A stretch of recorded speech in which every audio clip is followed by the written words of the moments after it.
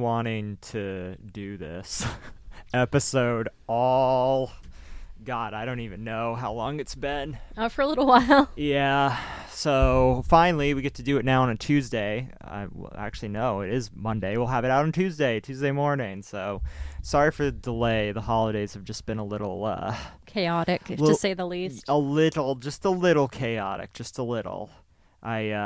My sister's pregnant and bound to give birth any day now. I just found out my Grammy has squamous cell carcinoma. They think on her arm, and she'd been hiding it. Saw a bunch of family, and it's a fucking blizzard. It's snowing like a bastard out right now. Right. So yeah, and I haven't really taken any days off. I've worked like every single day, except for like Christmas, and the days that I'm not working, I'm off doing things. So Right. yeah, I've had like no time to myself. But yeah, I'm glad we finally get to sit down and do this, because I've been looking forward to this for forever now. It doesn't even feel like 8 or 9 days since the last time we did an episode. So I don't know. Y'all can forgive us, because we did this. We did like 2 episodes in 1 week. So Right. Last week, everyone got 2 episodes. yeah. So now you get an Eddie episode got a day 3 late. episodes. Yeah, Eddie got 3 episodes. So if you subscribe to our Patreon, you can get 3 episodes too. Yes. You know, that's what's wonderful about doing that. And you know, before we start on this episode, please, if you're listening on YouTube, please like and subscribe. Really, really appreciate it. And I have somebody was asking. I have timestamps in. So if we want to get to the stuff, I probably have it timestamped down further. But Right. yeah, with that out of the way, because I think we're probably just gonna get right to it. Yeah, might as well, and we can like chat and at the end. If we want Yeah, I think this is probably best way to handle it, given the subject matter. Because when Yergy proposed this topic to me, I was like, oh shit. to. Right. It's necrophilia. Yeah, and we already had a nice 2-minute song at the beginning for everyone to enjoy. Yes, I know. It's pretty wonderful. So wait, I haven't gotten to listen to it yet, but you said this was from something obscure, some German film or something? So it's one of my favorite German horror films from the 80s. Okay. It's called Necromantic with a K. Okay. And this song in particular is the title track. Not really the title track, but the main theme. It's called Menage a Trois, and it's by a composer called John Boy Walton, who... John Boy Walton. He was from a German cowpunk group called the Waltons. Is his real name John Boy? No, Or is that like a stage name, like the stage name. Ramones? Yeah, Yeah. okay. So, yeah, that's a song I like quite a bit. It's a pretty good movie. It is all in German, so you'd have to do that.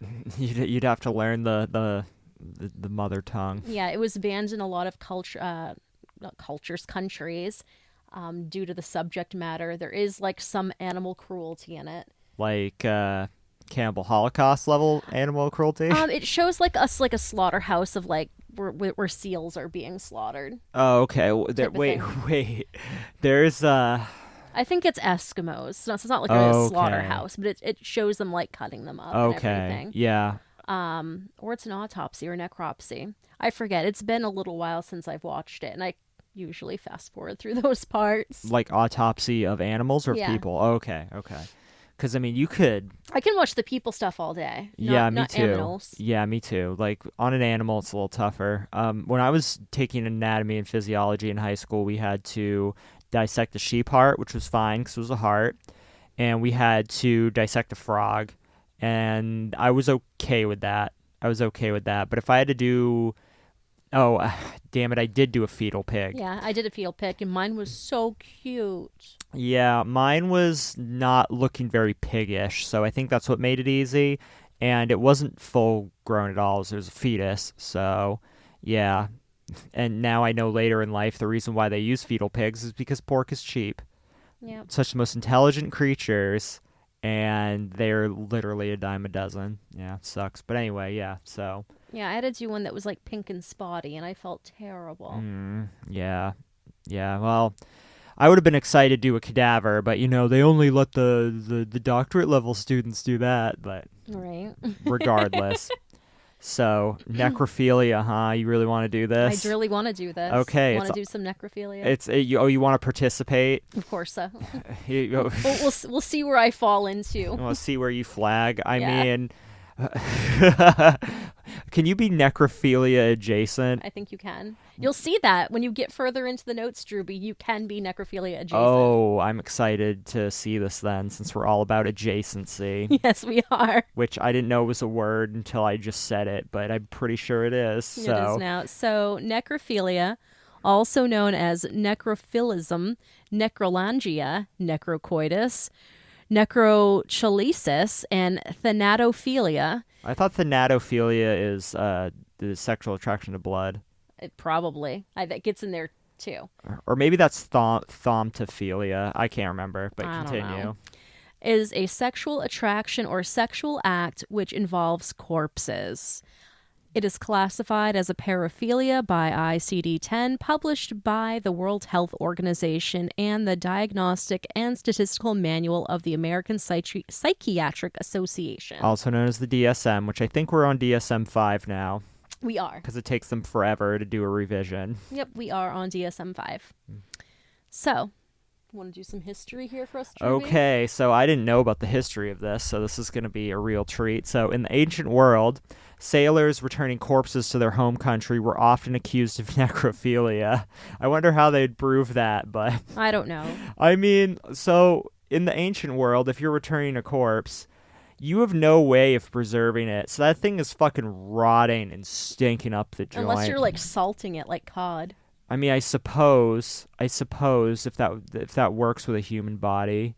I don't know if flesh is that much, like human flesh is that much different than, say, a fish, but I'd have to look into that. Well, like ancient Egypt, what they would do is they would basically gut you out, put all of your organs in canopic jars, and you were basically getting like salted. Well, right, but at that made into point, jerky. well, you're gutted out and you're being like leathered, and I'm not even sure if you get leathered and then wrapped in wrappings. I can tell you all about it. Oh, I didn't know you had an interest in Egypt. I had a huge interest in Egypt when I was like in 4th and 5th grade.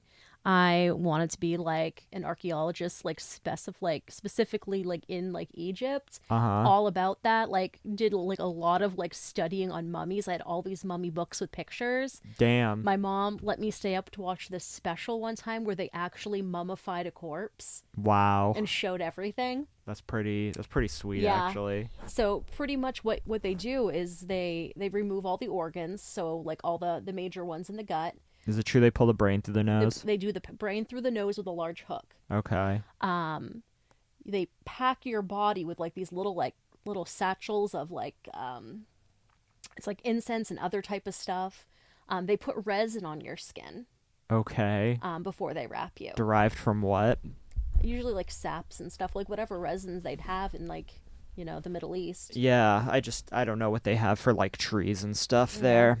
And I know Egypt is a little more barren than most places, but yeah. So, okay, that's cool. Yeah. That's cool.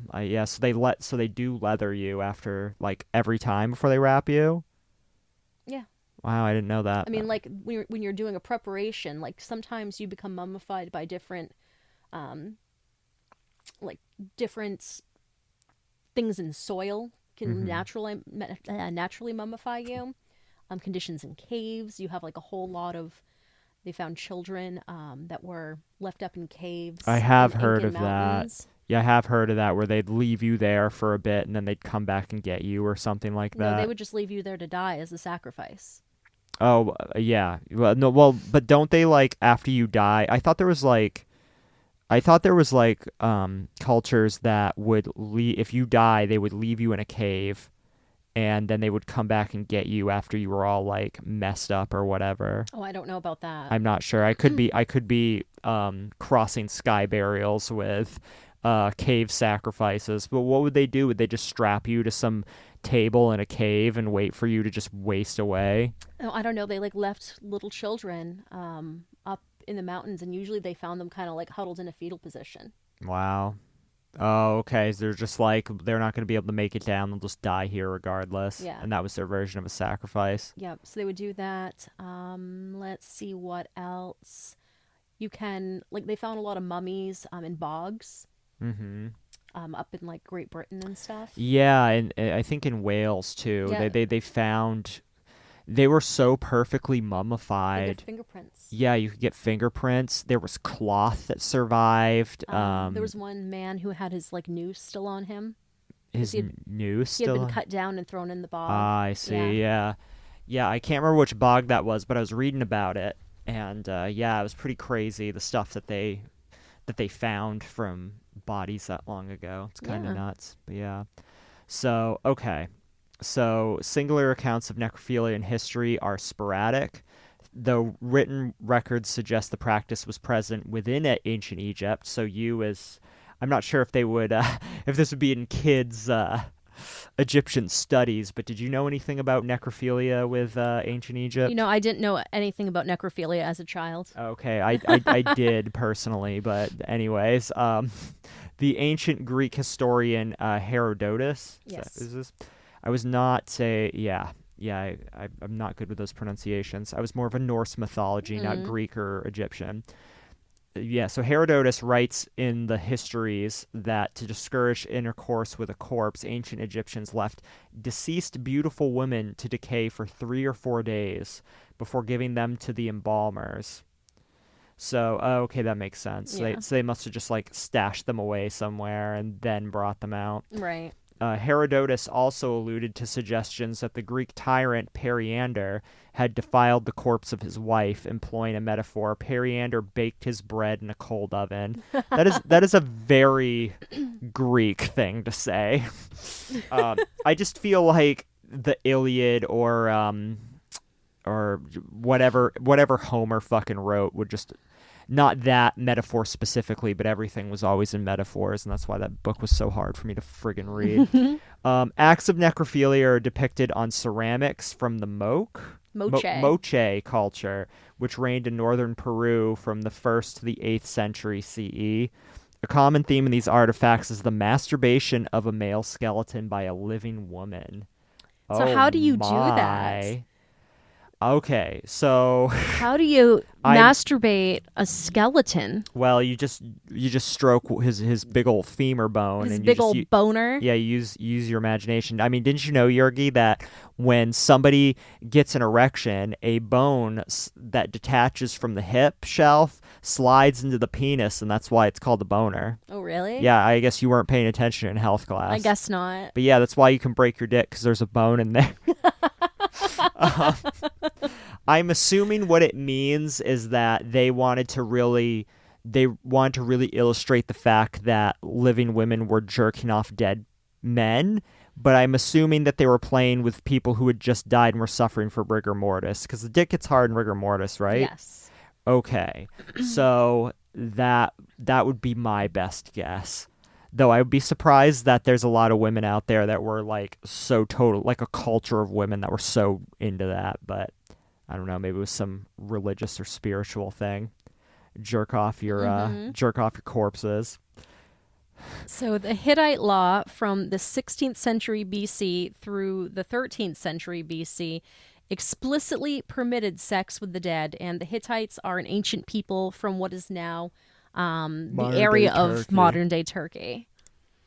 In what is now northeast China, the ethnic Zhanbai Emperor Murongji of the latter Yan state had intercourse with the corpse of his beloved Empress Fu Zhanying after the latter was already cold and put into the coffin. I hope I said all of this right. You were mostly close from what I understand, though I'm not very great with Chinese names. Yeah, I'm not. I had somebody explain it to me once. I know X is zh.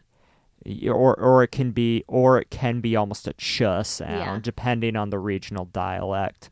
But yeah, so that was respectable. Yeah. But yeah, so now sometimes you just gotta sit back and crack open a cold one. Yeah, crack open a cold one with the boys. With the boys. That was one of my favorite memes. Oh yeah, having a cold one with the boys. I think I posted a meme on our Instagram One of our really early memes I threw up there, and it was like a bunch of like embalmers in a Victorian type painting Oh yeah. around a cadaver, and it said cracking up a cold one with the boys. Hell yeah. I mean, Cracking open a cold one. I mean, it just changes culturally throughout the generations what it means. Now it's a little more tame, but back in the day, it really meant something. It did. So in Renaissance Italy, following the reputed moral collapse brought about by the Black Death and before the Roman Inquisition of the Counter-Reformation, the literature was replete with sexual references. These included necrophilia. Nothing like a plague to wipe out 3/4 of the population that just makes you be like, you know what? I am gonna stick my dick in that. Life is too short. I mean, really, like. This is documented throughout history. It is documented. When people think that the end is near, they just fucking turn into hedonists.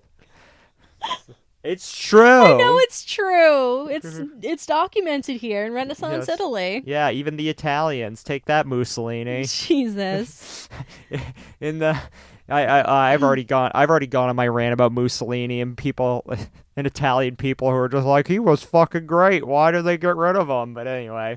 Okay, so in the DSM-V, recurrent intense sexual interest in corpses can be diagnosed other specified paraphilic disorders, which it causes marked distress or impairment in the important areas of functioning. So to put this in more simplistic and understanding terms, when a paraphilia becomes a problem, does it impair your life and in the way that you live? So, for example, you might be somebody that has an interest in necrophilia. You may have fantasies about it, but you don't act on it.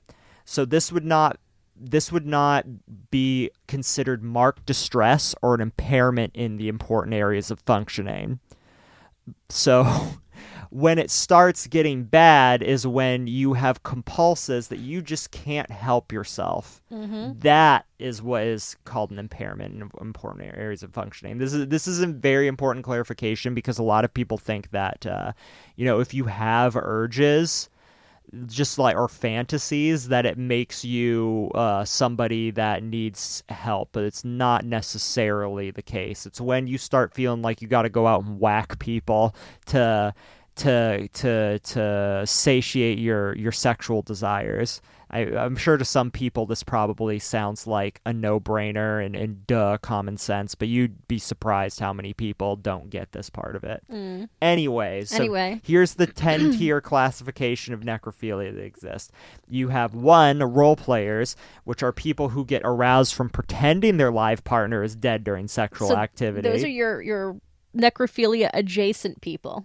I guess that could be, well, okay, that would be adjacent from my standards. According to the DSM, this counts as having a paraphilia interest in necrophilia. However, I would not consider this as impairing your life or harming anyone else. This is fine. Okay?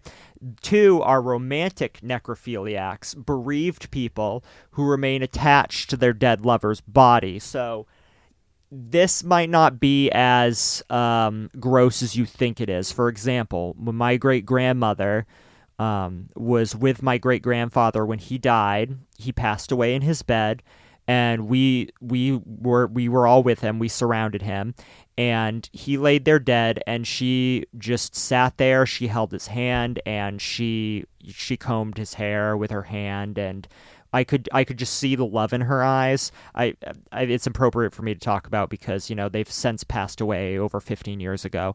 But I don't think there's anything wrong with that. However, according to the DSM, this would be a romantic necrophiliac. However, there was nothing sexual in the way she handled it. However, one of the shortcomings of the DSM is they tend to lump things together that don't necessarily need to be lumped together. So I've done this. Mm-hmm. I've also done this when my Oma passed away.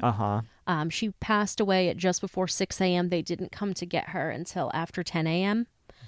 So we hung out. I held her hand. I hugged and kissed her. We watched Food Network together because that's what we like to do.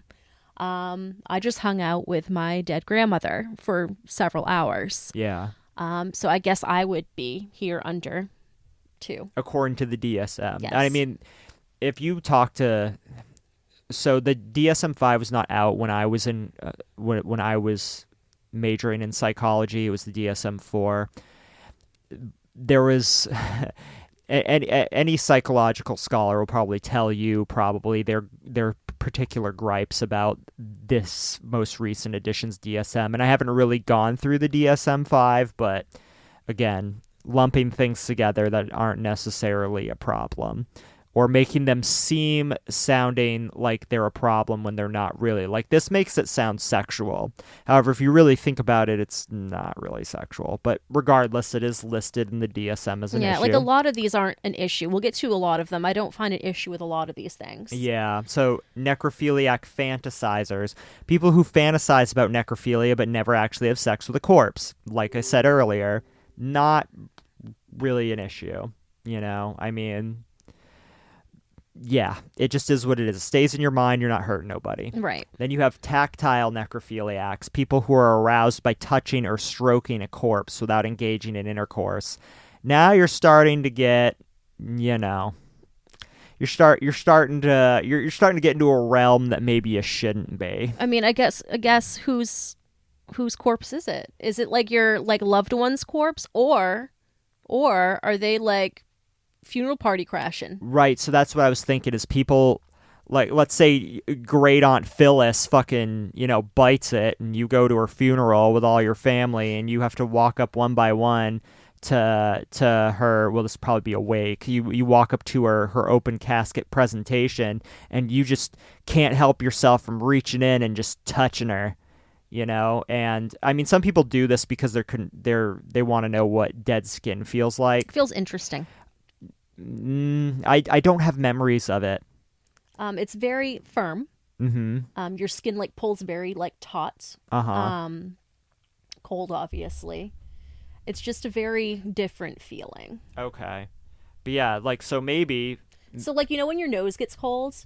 Yeah. And you touch your the tip of your nose. Yeah. That's how your body starts to feel Okay. So my hands constantly, or my feet. Well, I mean the texture of the tip of your cold nose is yeah. that of a dead body. At least I feel in the dead bodies that I've handled. Is that like giving yourself to stranger? Yeah. Okay. You know what I'm talking about? Yeah, I know what the stranger is. Okay. Okay.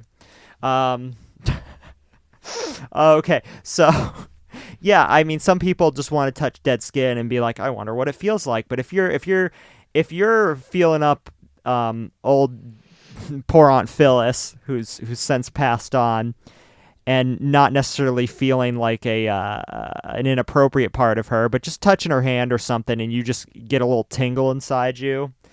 Yeah, that's maybe you need to figure out what you're doing. Especially if you just can't wait for somebody else to die. I don't know. I'm creating a narrative here for this person in general that's going to. So number 5, I'll move along. So fetishistic necrophiliacs. People You said that very well. Yes. People who remove objects, for example, panties or a tampon, or body parts, a finger or genitalia, from a corpse for sexual purposes without engaging in intercourse.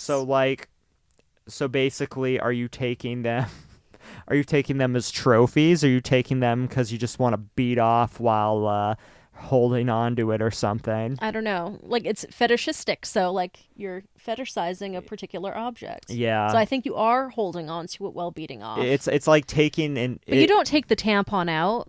You don't do that. You don't. I've never. Okay. So I know a little. I really need to give some background here about how I know all of this shit. I've never thought about a person dying and still having a tampon in. That has never crossed my mind until now. That's not what that means. So where I know a lot a bit about this is, after I grew up and decided, I wasn't going to be an Egyptologist, I was really into the idea that I wanted to be a forensic pathologist. Then it grew into, I'm going to work at a funeral home and just, do mortuary science. So I actually was supposed to go to college for this. I was accepted to college for this. And I did a lot of independent study through a vocational program we had over at Lewiston Regional Technical Center.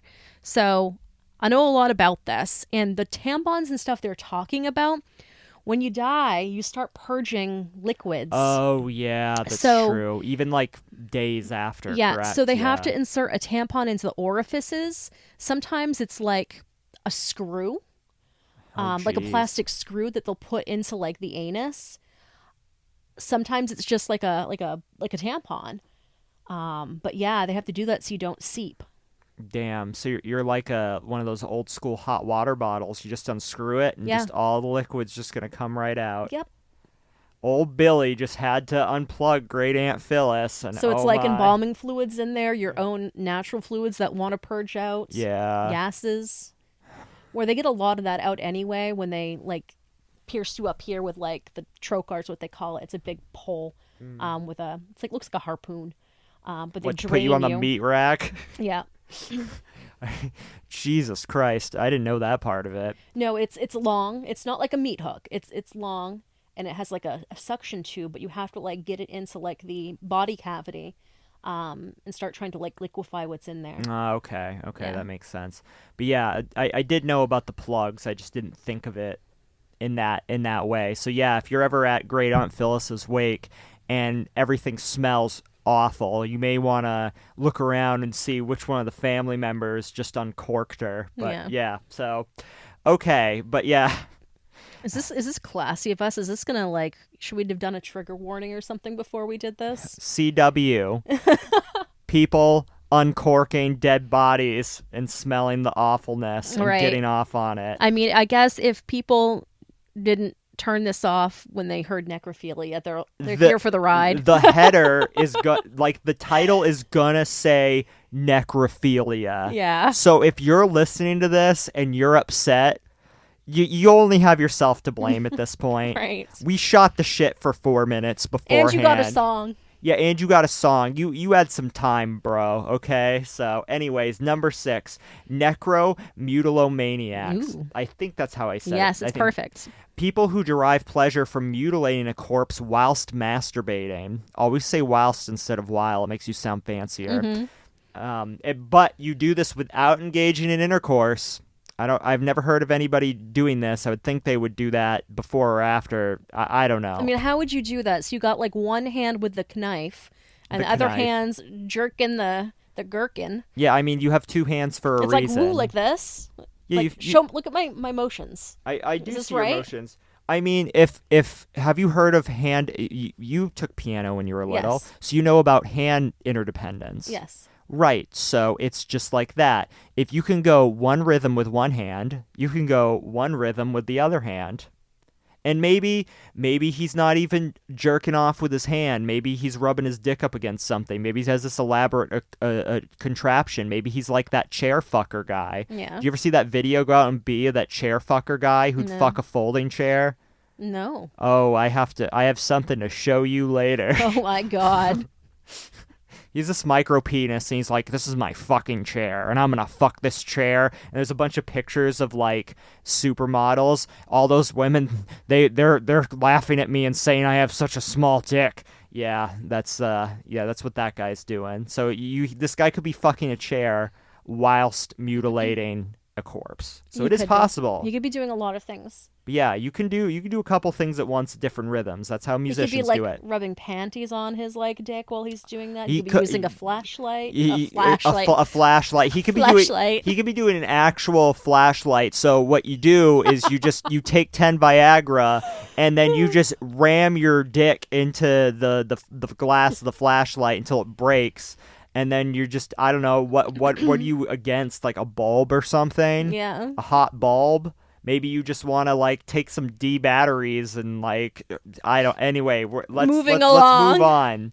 So then there's opportunistic necrophiliacs. So opportunism in paraphilia is kind of run hand in hand with opportunism in any sort of deviant desires, which you'll see opportunistic. You more hear about opportunistic killings. You know that's where you more about hear this mindset. But they run with anything really. But opportunistic necrophiliacs are people who normally have no interest in necrophilia or no like urge or desire, but if the opportunity arises, something clicks in their brain and they go for it. They just have FOMO, you know what I mean? These are these FOMO people. Oh man, what if I don't fuck this corpse and shit? Like, what if I regret it forever and it's always gnawing at me and then I have to kill somebody to take care of it? Shit, I mean, I'm doing the world a favor by fucking this corpse, you know? Like, YOLO. YOLO. You have Drake here just like drilling this great Aunt Phyllis at the fucking great Aunt Phyllis.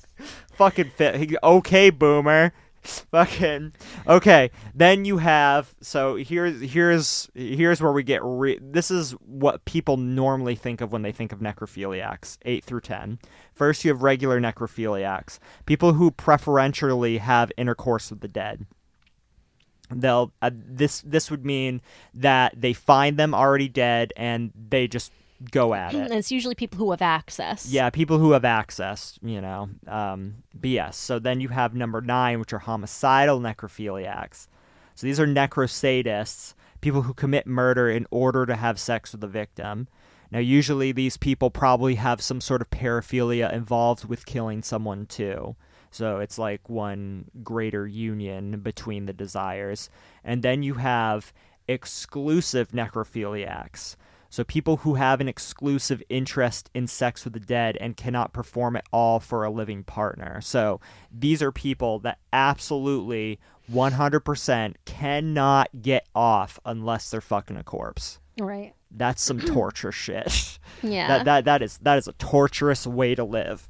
So yeah. If you are this person, you may want to consider getting therapy because there are ways to undo these things. Yes. So motives for this. The most common motive for necrophiles is the possession of a partner who is unresisting or unrejecting. However, in the past, necrophiles have expressed having more than one motive. So 68% were motivated by the desire for a non-resisting and non-rejecting partner, 21% by a want for reunion with a lost partner, 15% by a sexual attraction to dead people, 15% by a desire to comfort or to overcome feelings of isolation, 12% by a desire to remedy low self-esteem by expressing power over a corpse. So let's think about this here.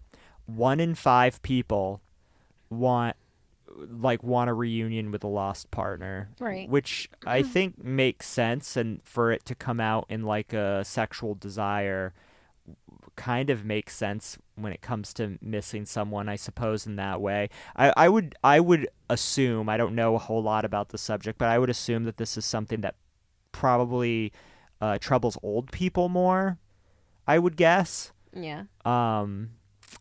And then there's probably about 1 in 7 just have a sexual attraction to dead people. Well, okay, I shouldn't say 1 in 7 people. This is 1 in 7 of necrophiles, correct? Right. Okay, so I was almost like, shit, 15% of all people are sexually attracted to dead people? That seems rather high. Yes. But okay, all right, we're cool. So less common motives include unavailability of a living partner. So say you're just like forever alone and just a total neckbeard and think this is the only way that you can, find true love. Another motive is compensation for fear of women. Belief that sex with a living woman was a mortal sin. I mean, okay. Okay. Need to achieve a feeling of total control over a sexual partner. I mean, believe me, I'm sure there's ways you can achieve that, but not through a dead body. But let's continue. Compliance with a command hallucination. So I guess you're just some Son of Sam shit. Mm-hmm. Except you don't want to just randomly shoot at people in your car because a dog told you to. If you want to save this world, you must fuck Great Aunt Phyllis. Oh my God. Poor Great Aunt Phyllis. Perfect. Okay, boomer. Whatever. She destroyed this world. I bet I'm going to get shit on over boomer jokes. This is ageism. I don't care. Expression of a polymorphous perverse sexual desires. What? I mean, that just seems like That just seems like throwing a general blanket on something and just walking away from it. So that just feels lazy. Performance of a series of destructive acts. Okay, I can see how when you just, want to watch the world burn and, one thing leads to the next and next thing you know, great Aunt Phyllis. So a need to perform limitless sexual activity. I assume what that means is somebody that Wants to bore a hole in something and, I guess. I mean, shit. Like, skull fuck. when it says limitless, that would assume somebody who just doesn't reach sexual fatigue, which is rare in men. I don't know. I'm sure it exists. So, yeah, those are our motives. Yeah. So you actually found some case studies. I got some case studies here. So the first one here, we have a woman, and they're generally rarer. It's usually like men who are the necrophiles, although in the films Necromantic and Necromantic 2, the protagonist is a woman. So that's interesting. But first we have Karen Greenlee here, who was born in 1956. She is a female necrophiliac criminal who was convicted of stealing a 1975 Cadillac hearse, classy lady right there, Yes. at a funeral and having sex with a corpse inside of it. She worked as an apprentice embalmer in Sacramento, California. On the 17th of December of 79, she stole the hearse along with the body of a 33-year-old man that was inside. She was sentenced to pay $255 in a fine and 11 days in prison. In 1987, Greenlee gave a detailed interview called the Unrepentant Necrophile Jeez. for Jim Morton's book Apocalypse Culture. In this interview, she stated that she had a preference for younger men and was attracted to the smell of blood and death. She considered necrophilia an addiction. The interview was held in her apartment, which was apparently a small studio filled with books, necrophilic drawings, and satanic adornments. She also had a written confession letter which she claimed to have sex or abused 20 to 40 male corpses. I can't believe she only had to pay a $255 fine and 11 days in prison, and So that's it. the thing about it is it varies region to region and country to country. In some states, necrophilia is just a misdemeanor. Okay. Because more often than not, necrophiles come with actually being murderers. Right. It's usually like considered like felonious abuse of a corpse. In most states. But Okay. yeah. Wow. I've never heard of her before. Me but neither. yeah. Like I'd never heard of her before like putting this together. Wow. Okay. So then we have Dahmer. Yeah, he is one of the more famous ones. Yeah, I'm sure y'all have heard of Jeffrey Dahmer, who's one of the more notorious American serial killers and sex offenders, who was Right. also a necrophile. He was born in Wisconsin on the 21st of May, 1960, and since an early age, he was so fascinated with death that he was in possession of different kinds of bones. He had a very depressing childhood. He was sexually abused by his neighbor, and his parents divorced after years of fighting. They often favored his brother over him. So in 1978, so he's 18 at this point, I believe, Dahmer killed his first victim of many. He admitted to having oral sex with a few of his victims after they died. Dahmer even had a decomposing head and genitals in his fridge that he ate. And I believe he had a bunch of storage units where he'd keep like bodies and body parts that he preserved. They were in these huge not totes. They're not totes. They're like barrels. Yeah. They're plastic like blue barrels that you'd put chemicals in. Yeah. And they're all over his apartments. Yeah. I would really actually like to do an episode on Dahmer at some point. Yeah. Mainly because this was the first serial killer like I knew as a serial killer as a child because, I was definitely like alive at the time when he was arrested. Yeah, he might have been mine too. I wouldn't have been very old, but when I try to think of like the first person that I really knew of, it was probably either Jack the Ripper or Dahmer. Dahmer's probably the first modern serial killer that I knew, that or maybe Right. Bundy, but yeah, so I remember the person that, and we can do him later.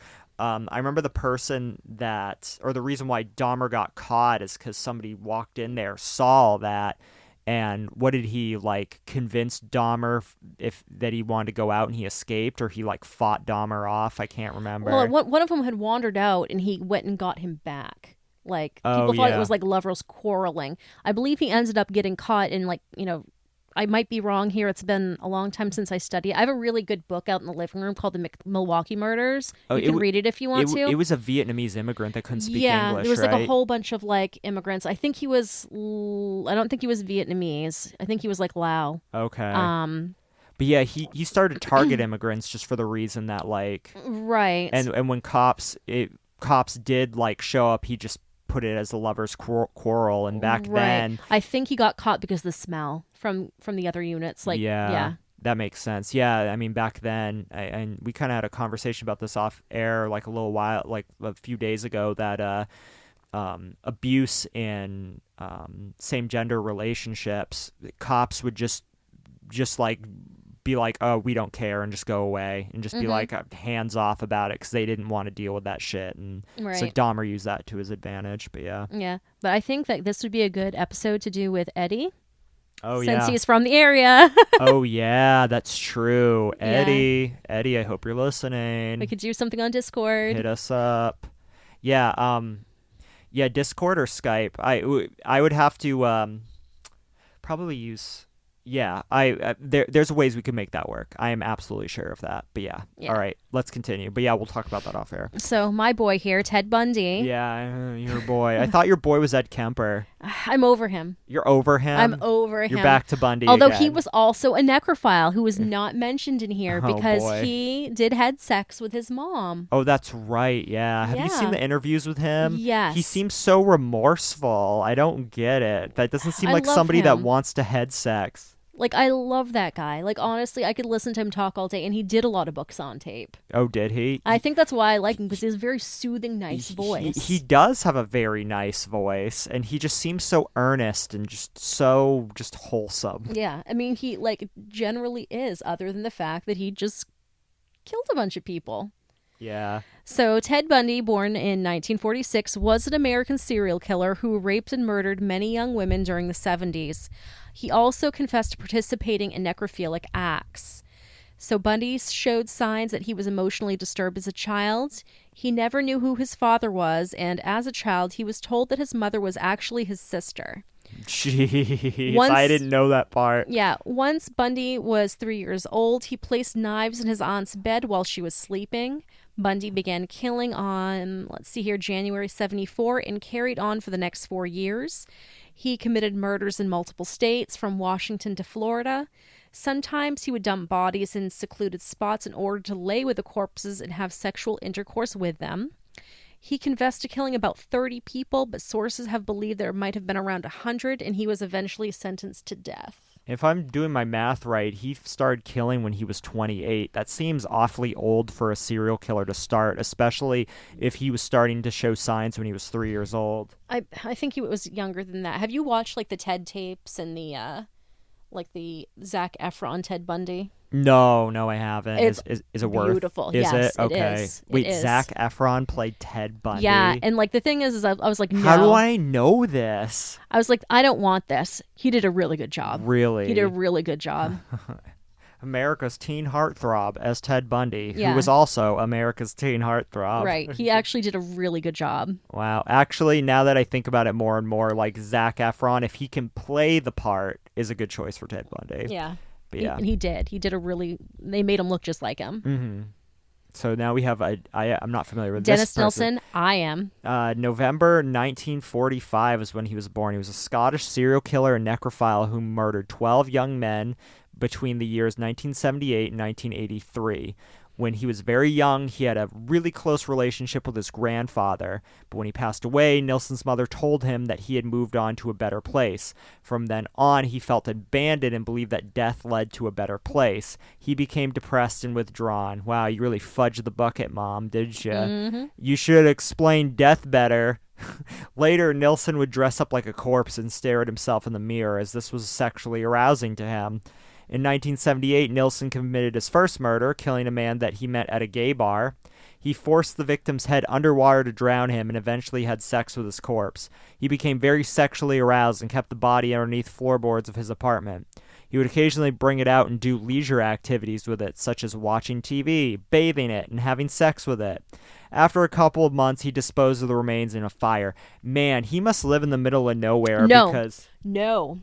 He didn't. Oh, how'd he He do it? lived right in like England, like right in the suburbs. He would like go and he'd like troll for like men at gay bars and stuff. He would bring them home. There was many. But the black smoke, like, So he would do this in his yard. That wasn't the only way that he actually was disposing of them. That was like the lesser thing of what he was doing. He got caught because he was dismembering people and then flushing them down the toilet. what? He got in trouble because like the plumber found all these fucking body parts in like the sewage system. Oh my God. Yeah, that's how he got in trouble. Jesus Christ. And one of his like victims, he tried to do the drowning thing and it didn't kill him, and they actually like let him go after too.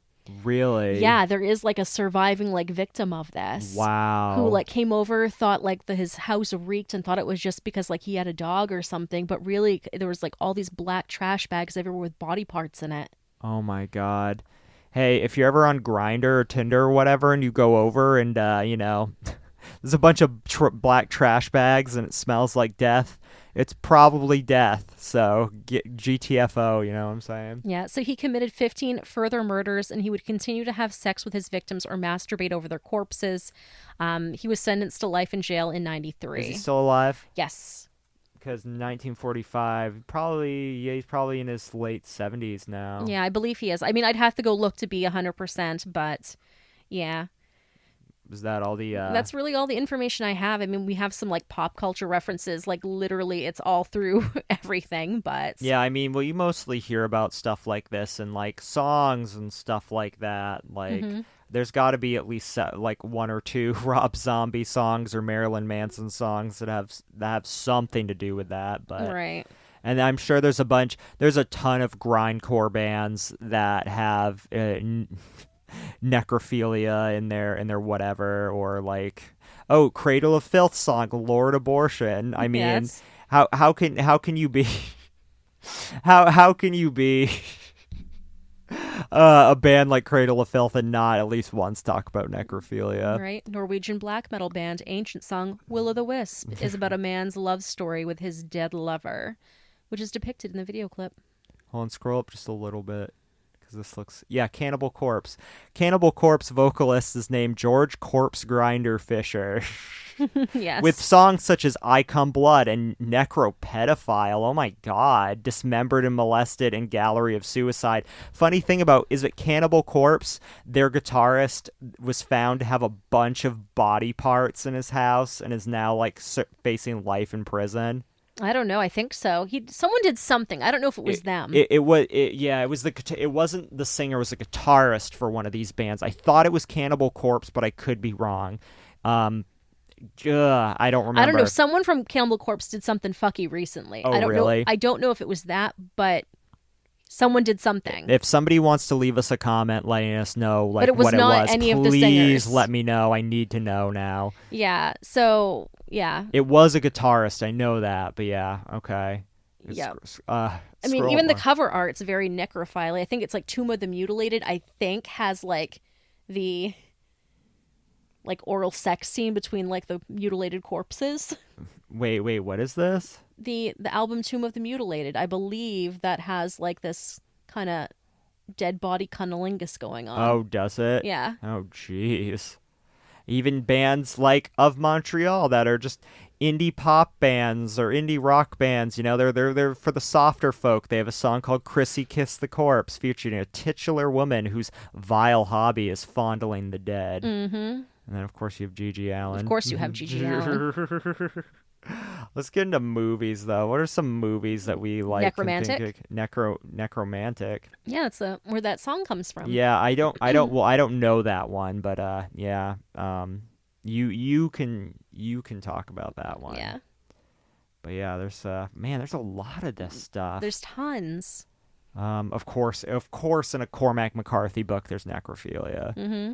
I didn't even know he wrote a book in 1973. Jeez, he's older than I thought. In Stephen King's novel, Under the Dome, Junior Rennie murders a woman whom he hates and has intercourse with her dead body. Is that really the only Stephen King book where there's necrophilia? I find this hard to believe. I find that hard to believe. Maybe he'll let us know. Yeah, maybe he can. He's getting old now too. And the video game, oh, really? Let's see if I remember this. In the video game, The Elder Scrolls 3 Morrowind, which was the only Elder Scrolls game I really spent a lot of time on because I was younger, there's a mission where the player must anger a creature called a Dremora into attacking. When the creature finally snaps, it threatens to rape the player's remains, mockingly promising that it will be gentle. I don't remember this. Wow. Damn. Damn. And then in Oblivion, which I never played, there's a Dunmer, which is their version of Dark Elves. An alchemist in the city of Skingrad who rather suspiciously asks if you know the fine for necrophilia in Cyrodiil. Yeah, so that's a that was a running meme for a while, so that's where that's from. If you choose to tell her the fine, which is 500 gold, she says enthusiastically, "That's nothing compared to Morrowind, thanks." Other characters living in the city note that they've seen her in the graveyard with an odd smile on her face. That's amazing. That is pretty cool. That is pretty cool. Oh, Ichi the Killer. I think I saw that when I was in high school.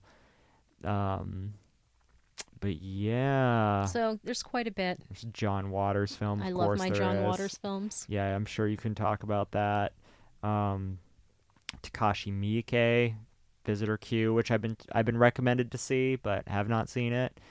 In Freddy vs. Jason, Freddy Krueger has sex with the body of a girl, which I don't think in any nightmare. I mean, that movie was just a fucking, I don't know. But yeah, there's necrophilia all through a bunch of fucking pop culture, and we just kind of gloss over it and don't really recognize it's there, because until somebody really points it out to you, you just kind of like, eh.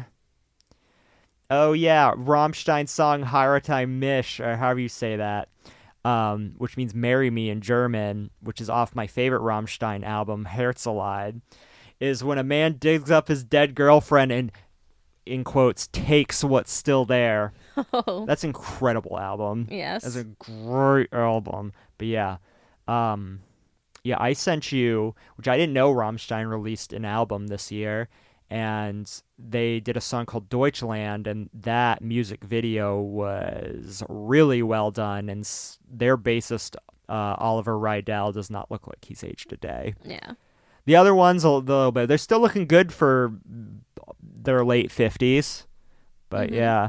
But yeah, so anything else you want to touch on? Yeah. What? Tom Petty, Mary Jane's Last Dance. In the music video? Yeah. It featured Kim Basinger as a dead woman. Yeah, I remember that. Like, that whole, like, music video is basically about him, like, stealing her corpse and taking off with it and dressing her up. And wow, I never knew that. Yeah. I've never seen that. I mean, I've never liked that song. So I did after I saw the video. Okay. But yeah, so... Yeah, I didn't know that. So yeah, even your more milquetoast people make necrophilia references. Like, I guess when you really think about it, it is really ingrained in pop culture and not looked at as that crazy until you hear that, like, you know, that creepy guy down the road was schlupping corpses that he dug up in the local graveyard. Mm-hmm. And then there's Great Aunt Phyllis. But yeah, so... anything else you want to talk about? I mean, not really. Jesus not Christ. I should say, by the time this comes out, this will be New Year's Eve. Please don't drink and fucking drive. Please call somebody, take a cab, take an Uber, walk if you have to. Just don't freeze to death out there. But Jesus Christ, do not drink and drive. Just stay home. It's gonna be shitty out. I've had too many people get screwed up because of people who decide to drink and drive. Like, I don't want that to happen to any of you. I know the holidays are a hard time. I know that, like, maybe you have time off right now. Maybe you have to work. Maybe you're seeing family that you don't want to see and you have to. Maybe there's people you want to see that you can't see right now. And maybe it's really hard on you. But I know that the holidays aren't a happy time for everyone, and I know it's really easy to just want to drink and just kind of be a little self-destructive. Find ways to take it easy. I mean, the holidays aren't great for me either, But just please, please, please don't go down that road. Right. Don't go down that road.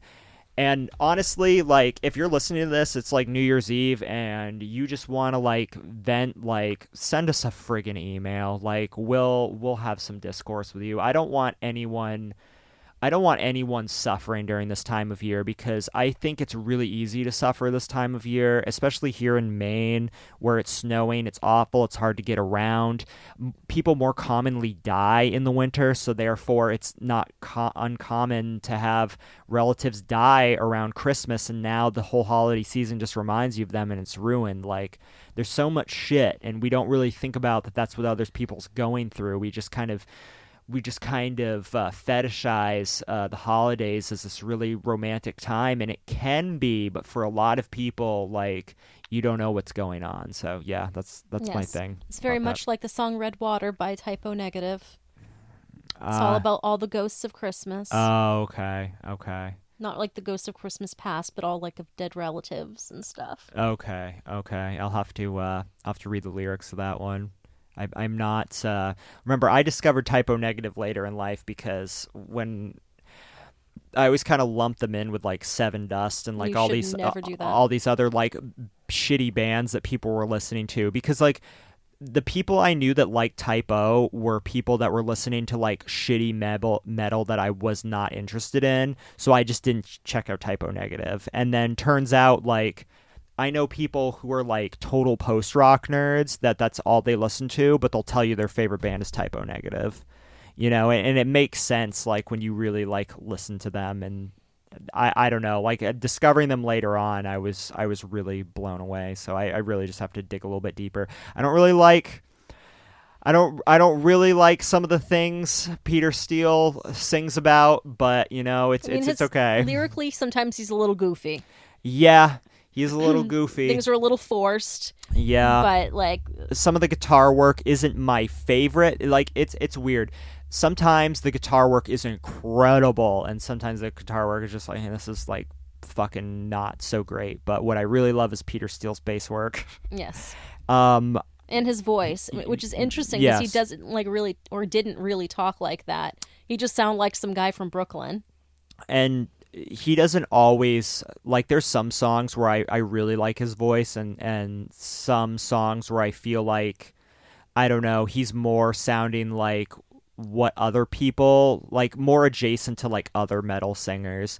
When I listen to them live, I think is when I really love his voice the most. It's not just him singing, right?